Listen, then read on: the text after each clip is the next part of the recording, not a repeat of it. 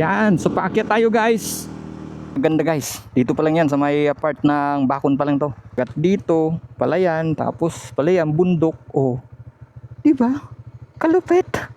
Oh, bato-bato. Tapos, siguro magayon dyan may nagkakardigos duman na part. Presko. Magandang araw sa ating lahat. So for today's video guys ay pupuntahan natin or dadaan tayo doon sa bagong alternate road papunta ng Legazpi City. So dito lang yan mula sa Bacon, Sorsogon, and lalabas tayo ng Manitou. Ano? So from Sorsogon province to Albay province, dito tayo dadaan sa bago na kalsada. Alright, let's go! So far maganda yung panahon natin. Medyo may parang kunting ulan lang, pero sa tingin ko hindi naman yung babagsak. Ano, so oops, may manok.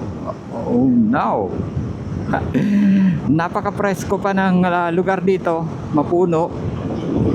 Sana i-preserve itong mga puno dito para at least gaano kainitan kapag magbabiyahe tayo.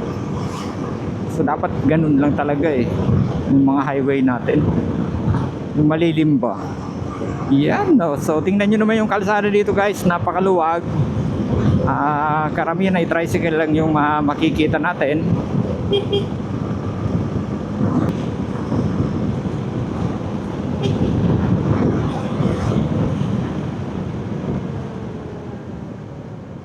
San Juan, Bacon. Yun.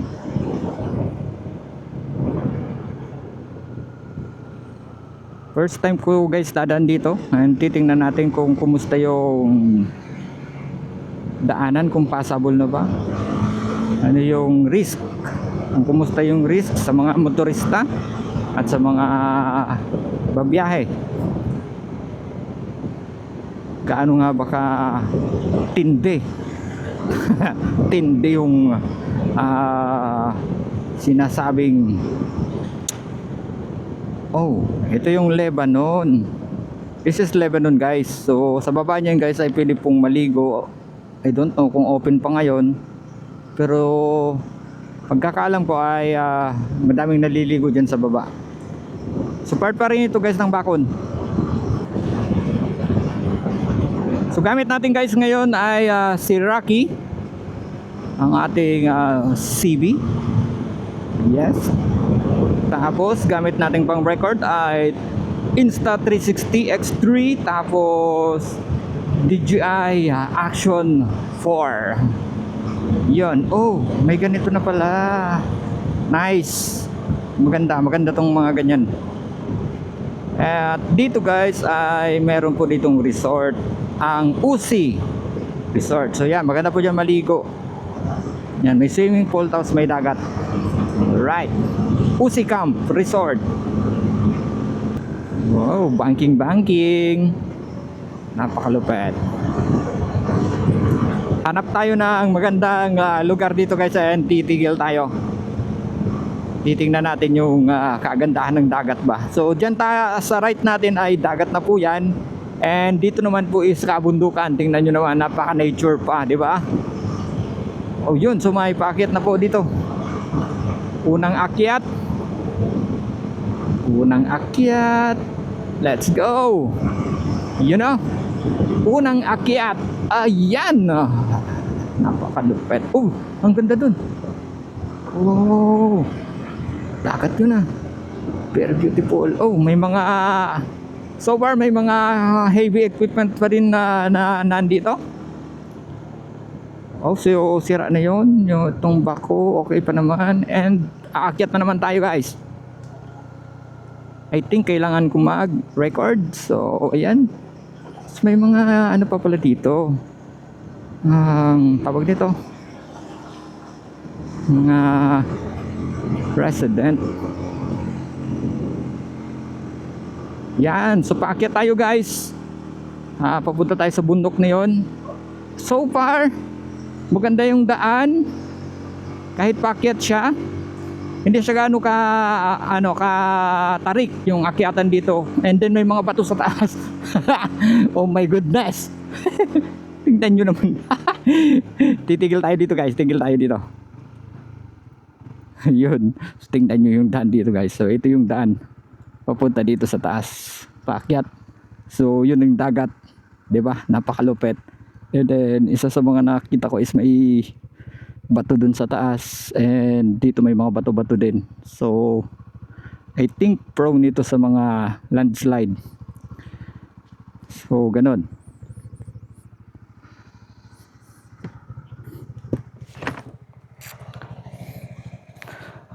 So picture muna tayo.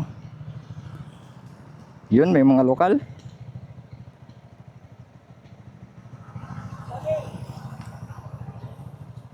Picture, you know.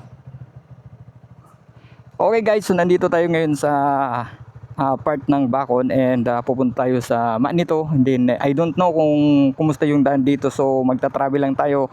Titingnan natin yung kondisyon ng kalsada, and then titingnan din natin kung passable ba sa lahat ng mga motor or sasakyan yung papunta doon. You know? 'Di ba?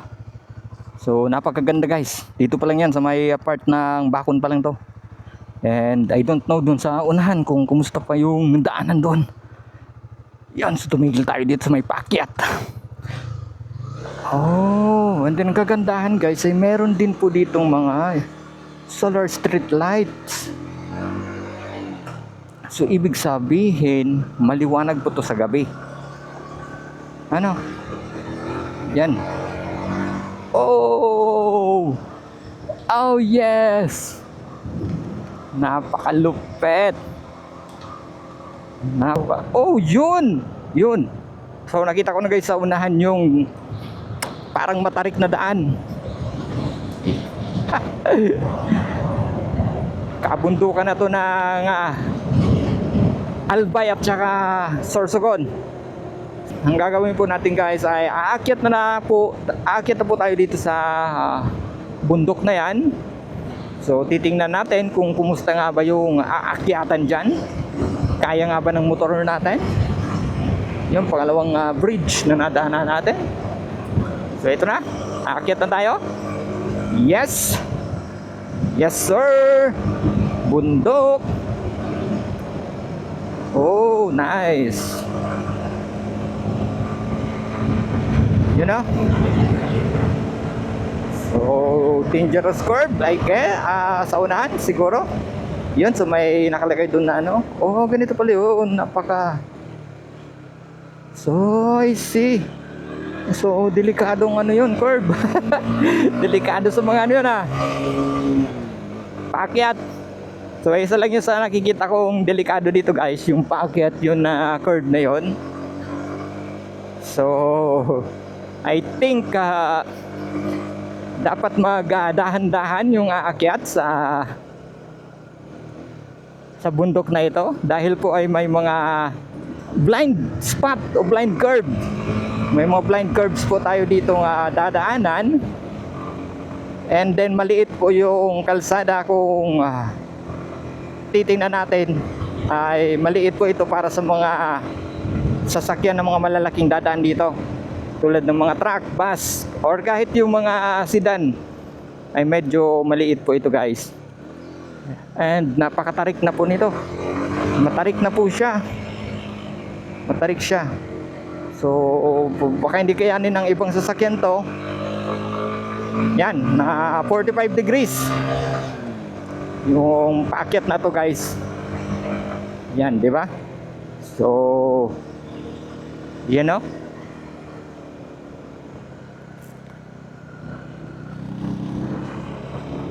yan, ito yon. O, diba? Yan, nandito na tayo sa tuktok ng bundok. Nandito na nga ba tayo sa tuktok? Yes, sir! Napakalupit! Ayan. Yan po, yung daanan po natin. Oh! Maganda. Napakaganda. Oo, kaya lang ditong part ay mayroong landslide. May part po na nag-landslide ano. So, ingat-ingat po tayo doon sa may gawing kaliwa kung kayo po ay paakyat. May landslide po na nangyari doon.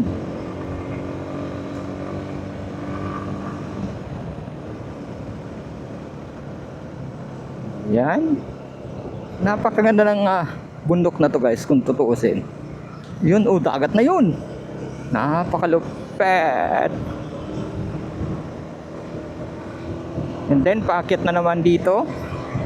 Pero konti na lang. Ay, napaka-nature ha. Ito yung bundok guys oh. Tingnan nyo naman. Ang lupet. Oh. Yeah. So I don't know kung part na ito ng Albay o Sorsogon pa rin. Parang wala pa akong nakikitang marker. Yung Sorsogon or Ma nito. Wala pa akong nakikita guys. Siguro Sorsogon pa to. Bakon pa. Hindi ko pa makita yung marker ng Sorsogon. Uy, nag-iisang puno oh. Lonely tree. Nandito yun. May lonely tree dito ah. Uy. Presko ng hangin. Kahit mainit yung panahon, presko po yung hangin dito sa taas. And then, bababa na naman tayo. Yes, baba tayo dito sa bundok na to. Okay, so dito guys ay wala na pong street light, ano? So, malamang sa malamang mainit. Madilim na to pag gabi. Sa gabi madilim na to, pero I think lalagyan siguro to ng solar lights para naman mas kumbaga hindi delikado magbiyahe kapag gabi na po dito sa taas. Yan oh. Dagat na naman yun. Actually maraming spot na pwede pong tumigil dito para tawag dito picture. Kaya lang nag-iisa lang tayo, kaya I think dire-diretso tayo para para safe ba. Okay, so shout out shout out. Dagat guys, dagat. So nandito tayo sa bundok ngayon. Yun no. Oh yes. Woo. So nasa harap natin guys yung Cagaray Island. Tapos yung anong isla nga ba to? Sa kabila. So unang tulay na nadaanan natin. Anong barangay kaya to? So, may barangay tayo ditong nadaanan guys.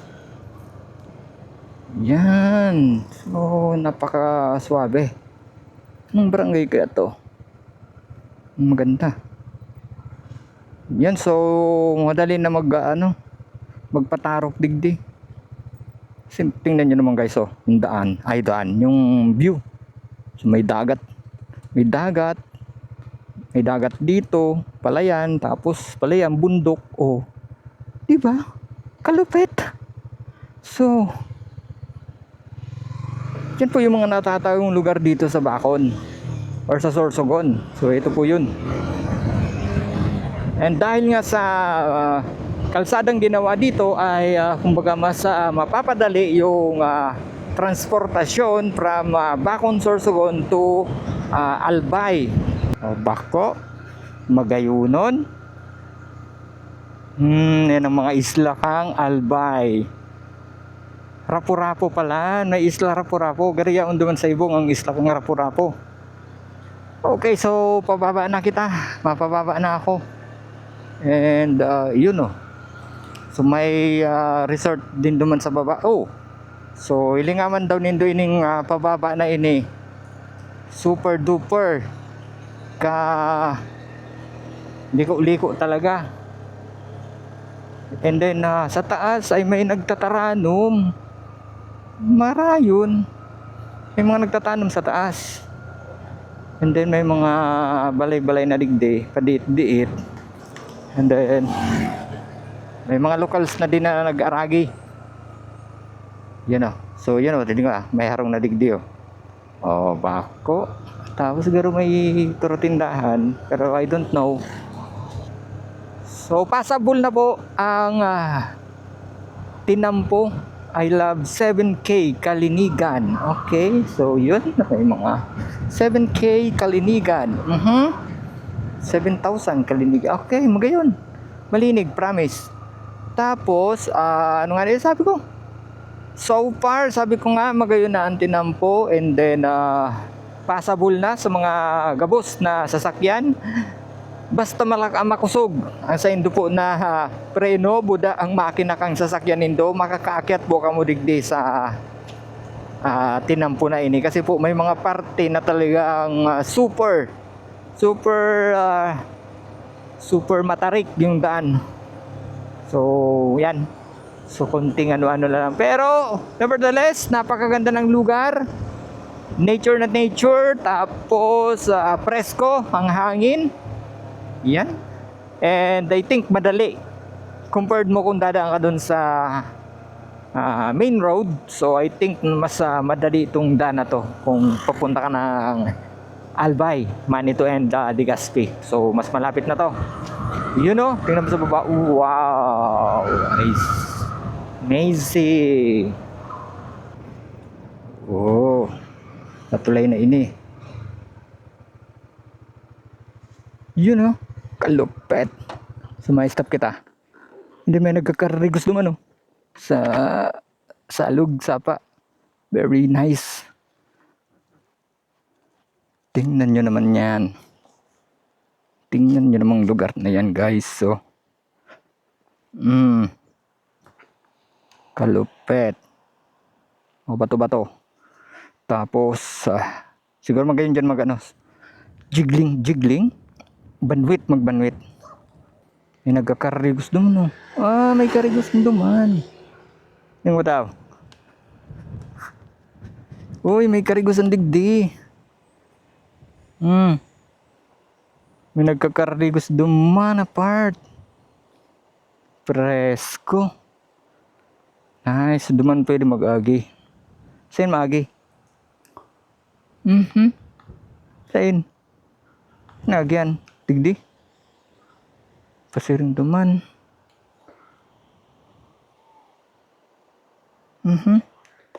Dudoy. Dugdigug.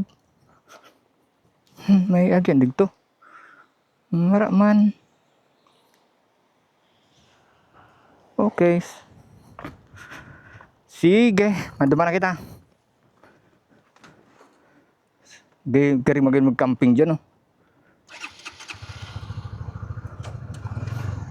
Ano daw, tol? Mag-camping digdi, tol.